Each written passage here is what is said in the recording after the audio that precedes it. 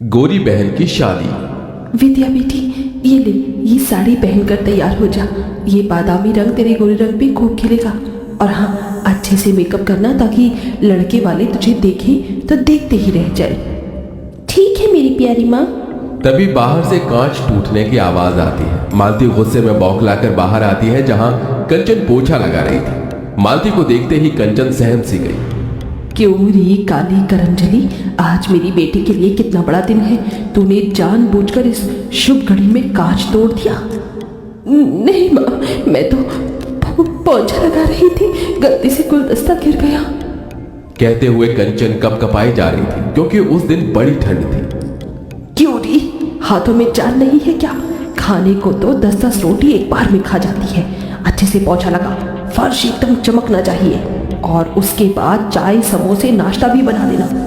ये कहते हुए मालती जानबूझकर उस बेचारी के पैरों पर से चढ़कर चली जाती है, जिससे कड़ाके की ठंड के मौसम में उस बेचारी की चीख निकल जाती है। माँ मेरा हाथ। कंचन के साथ ऐसा जुल्म होता देखकर बिछौने पर लकवे में पड़े वासुदेव की आंखों से टप टप आंसू चूने लगते हैं। थोड़ी देर में वसुंधरा अपने बेटे कार्तिक के साथ विद्या को देखने आती है। तभी कंचन चाय नाश्ता लेकर परोसती है। आंटी जी नाश्ता। मालती जी, ये लड़की कौन है? जी ये इस घर की नौकरानी है। ये सुनते ही कंचन की आंखों में आंसू भर आते हैं। वो लड़के वालों के बीच से जाने लगी। तभी विद्या ने कहा, कंचन जरा रुक। माँ जी, ये इस घर की नौकरानी नहीं बल्कि मेरी बहन कंचन है। विद्या के शब्दों में कंचन के लिए एक बड़ा मान था। बड़ा प्यार है दोनों बहनों के बीच। बहन जी, मुझे मेरे कार्तिक के लिए आपकी विद्या पसंद है। तभी कंचन को उसके काले रंग के लिए नीचे दिखाते हुए मालती ने इतरा कर कहा, पसंद तो आनी ही थी वसुंधरा जी। मेरी विद्या किसी हूर से कम थोड़ी है। गोरी है, सुंदर है, कोई भी खोट नहीं है मेरी बच्ची में। अच्छा जी, अब हम चलते हैं, जल्द ही बारात लेकर आएंगे। वसुंधरा के जाने के बाद मालती कंचन पर आग बबूला होकर बोली, क्यों री काली कलौटन, तुझे कहा था ना कि अपने बदसूरत मुंह पर घूंघट ओढ़ कर बाहर आने को। अगर तेरी वजह से आज मेरी गोरी बेटी का रिश्ता कट जाता तो तेरी तो शादी हो नहीं रही। कम से कम अपनी बहन का तो घर पास जाने दे। अपनी सौतेली माँ मालती का दिया गया ताना कांटों की तरह कंचन के मन पर जा लगा। माँ, क्या मिलता है तुम्हें इस बेचारी का दिल दुखाकर? तू चुप कर विद्या, भूल मत, ये तेरी सौतेली बहन है। ये कभी तेरी खुशियां नहीं चाहेगी बल्कि तेरा बुरा चाहेगी। एक दिन तू बड़ा पछताएगी विद्या। ये कहकर मालती वहां से चली गई और कंचन फूट फूट कर रो पड़ी। विद्या, क्या मैं इतनी बुरी हूं कि अपनी बहन की शादी तोड़वा दूंगी? विद्या ने कंचन के आंसू पोंछे और डबडबाई आंखों से उसे देखकर कहा, मेरी बहन, माँ ने सिर्फ तेरा ऊपरी रंग देखा, आज तक तेरा प्यार भरा मन देखा ही नहीं। मगर तुम्हारी ये बहन है ना? भले ही विद्या और कंचन सौतेली बहन थी, मगर दोनों के बीच सगी बहनों से बढ़कर प्यार था। हालांकि विद्या गोरी सुंदर थी और कंचन काली, मगर उसके बाल उतने ही लंबे काले। वसुदेव ने अपनी पहली पत्नी सुलोचना के मरने के बाद मालती से दूसरी शादी की। हालांकि दोनों का यह पुनर्विवाह था। मालती अपनी बेटी विद्या को साथ लेकर आई। विद्या ने तो कंचन को अपनी बहन मान लिया था, मगर मालती कंचन के काले रंग की वजह से उसे बेटी न ही मान सकी और न ही अपना सकी। यह भेदभाव वसुदेव से देखा नहीं गया और वो सदमे में चले गए। हालांकि मालती ने कंचन को गरीब घर में ब्याहने के लिए बहुत से ऐसे रिश्ते देखे, मगर उसके काले रंग के चलते वो भी रिश्ते वाले उसे ठुकरा गए, क्योंकि कहते हैं ना, नियति का तय हुआ कोई नहीं टाल सका। जिसके बाद विद्या की शादी अमीर घर में तय हो गई और गुजरते दिन के साथ शादी की रस्में अब शुरू हो गई। विद्या बेटी, देख, मैंने तेरी हल्दी और मेहंदी के लिए 2 लहंगे बनवाए हैं। सुंदर है?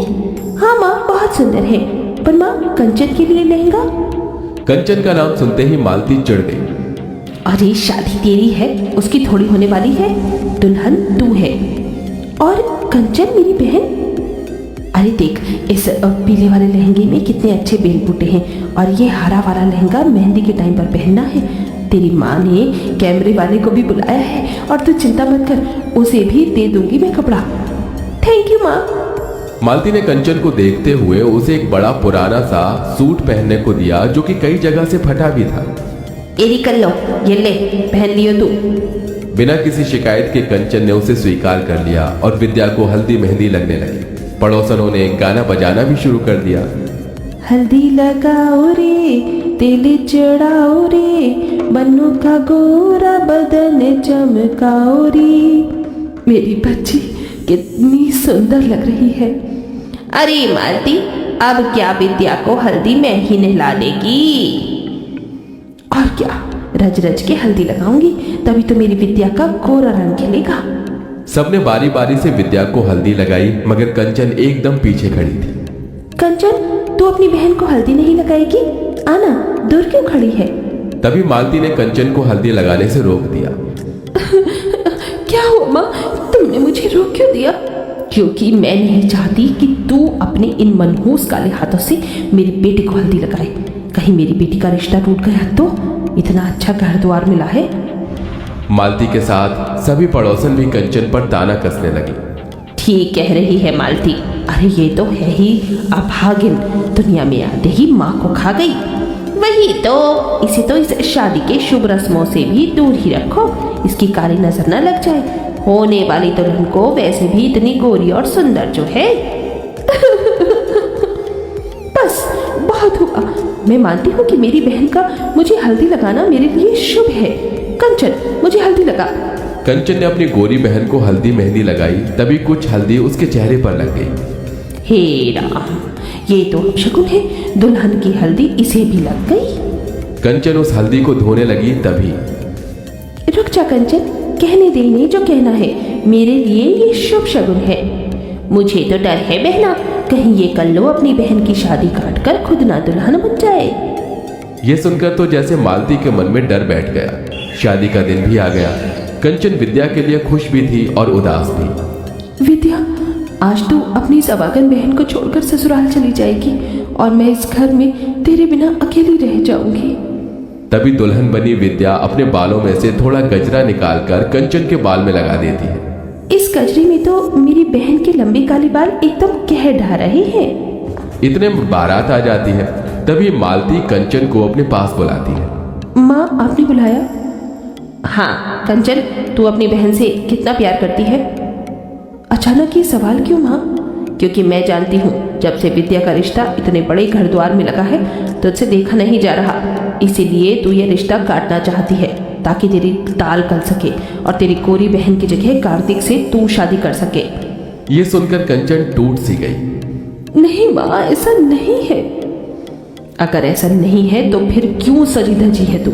शादी तो तेरी बहन की है, साबित कर दे कि तू मेरी विद्या का बुरा नहीं चाहती। और फिर कंचन ने वहां रखा गमला अपने पैरों पर गिरा लिया, जिससे कि ठंड के उस मौसम में वो तड़प गई। माँ, लो माँ, इस बदनसीब बहन ने साबित कर दिया। आप अगर चाहती हैं कि मैं विद्या की शादी में शामिल ना हूं तो मैं नहीं जाऊंगी माँ। तभी दूर से आदर्श ने ये सब देखा। उधर विद्या कंचन को ढूंढने लगी। आदर्श ने उसे सारी बात बता दी, साथ ही अपना फैसला सुनाया। वसुंधरा मामी, मैं कंचन का हाथ थामना चाहता हूँ, उससे शादी करना चाहता हूँ। ये सुनकर विद्या कंचन के लिए बहुत खुश हुई। देखा माँ, जिसकी जोड़ी जब लगनी होती है ऊपर वाला उसे मिला ही देता है। देखो, मेरी बहन का खुशियों भरा भाग्य उसके सामने खड़ा है। मालती के मन में पछतावे का गुबार भरा था, जो आंसू बनकर बहने लगा। कंचन बेटी, अपनी माँ को माफ कर दे, मेरा ही मन मैला था, इसीलिए विद्या के लिए तेरा प्यार कभी देख न सकी। बोल, तेरे लिए क्या करूं? बस इतना कर दो माँ कि आज अपनी इस बेटी को मायके की चुनरी उड़ाकर विदा कर दो। ये सुनकर सभी का दिल निकल आया, जिसके बाद कंचन का कन्यादान उसकी गोरी बहन के साथ उसी मंडप में हो गया और दोनों विदा हो गई।